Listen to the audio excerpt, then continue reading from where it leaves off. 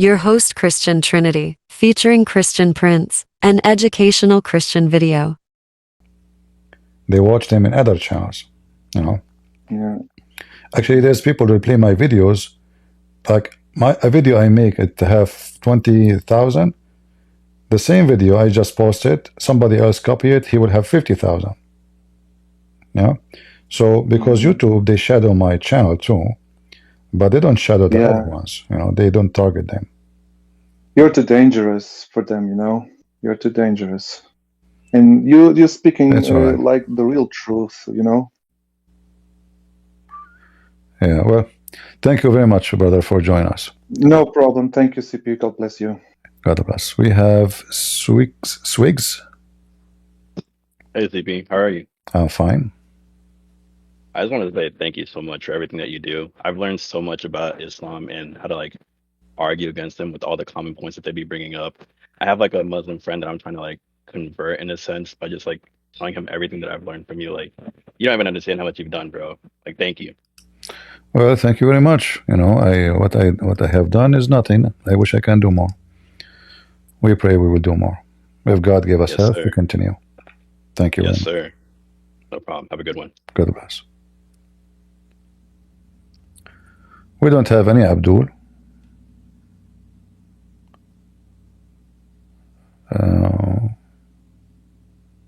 We are short of Abdul these days.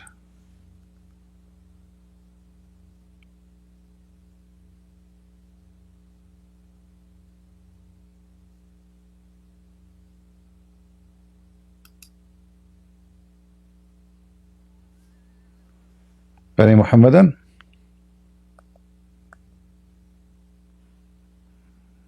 All right, we don't have too many people.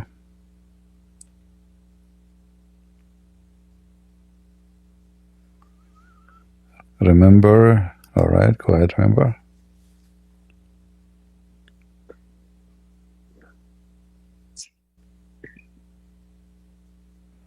Go ahead.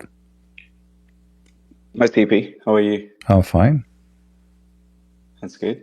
Hey, I come from a Hindu family and I've become Christian about 10 years ago.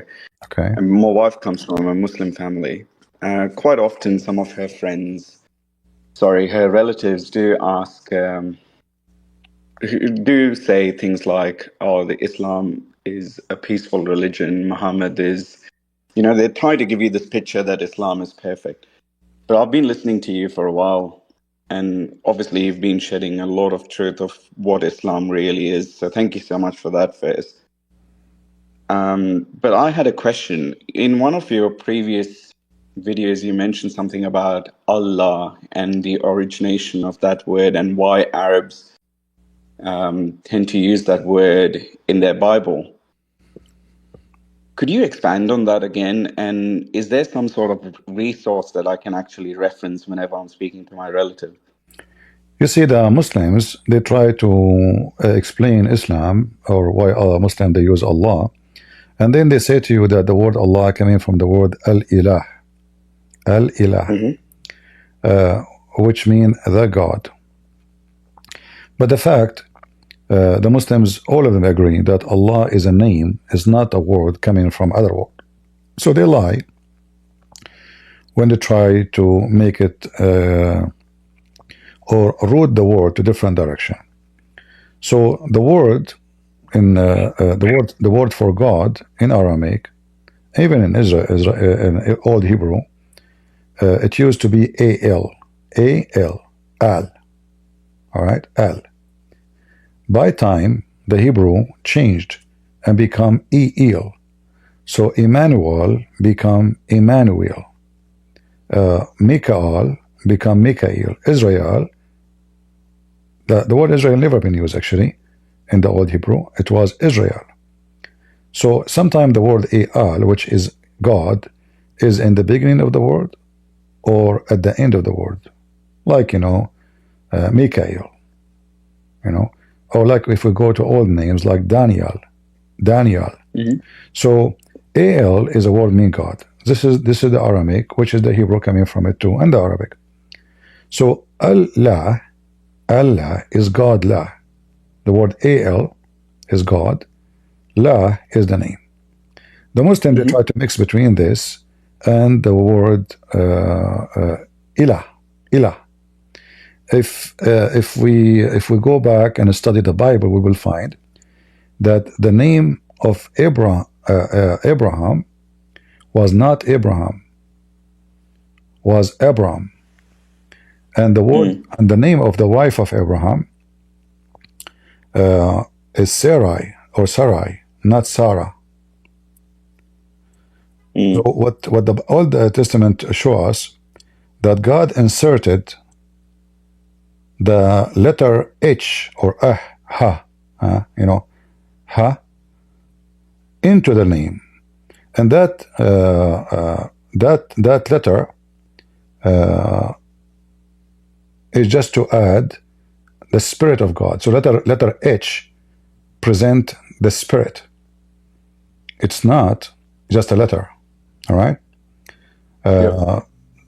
So the word ilah in the Aramaic is not a word by itself. It is il. The H is the Spirit of God. Are you with me? The H is what? Sorry, I missed you there. The letter H is the Spirit, is the Spirit of God. Okay. All right.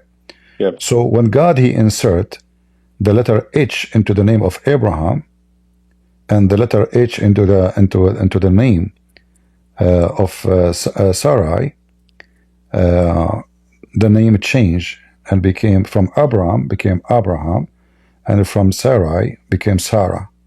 All right. Like you can go and read in Genesis 17:11 or Genesis 16.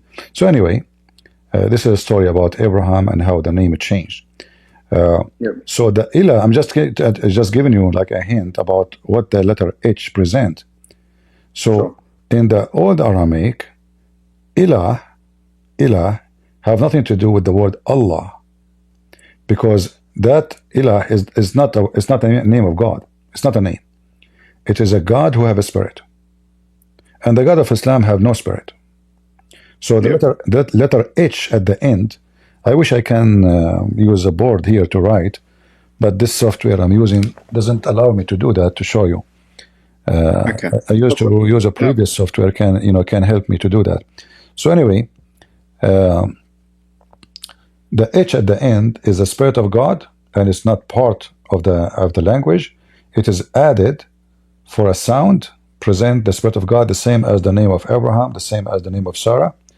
But the word of the God of Islam, Allah, is not al-ilah. It is al-lah. This is why if we go to the Quran and we read the chapter 1, verse number 2, if we go, let us show you the screen here. If we go to the first chapter in the Quran, you will see that here Allah look different from Allah here. Why? Because this is not Allah. This is Alhamdulillah. Li in Arabic mean two. Lah is the name of the God. All right. The first one, Bismillah. Bismillah. Allah, because simply it is two words, not one. Al is the word mean God. La is the name of the God. Like we say, God Moon, God Zeus, God Venus. So Al is not part of the word, even though it's written in Arabic like this. Actually, in the old Arabic, it was not connected. Yeah. I don't know if I explained to you or you need more explanation. No, you did. No, that's perfect. Thank you so much. Can I ask you another question, if that's okay? All right. So obviously, me and my wife are both Christians now, but we do still have some family members who are Hindus or Muslims.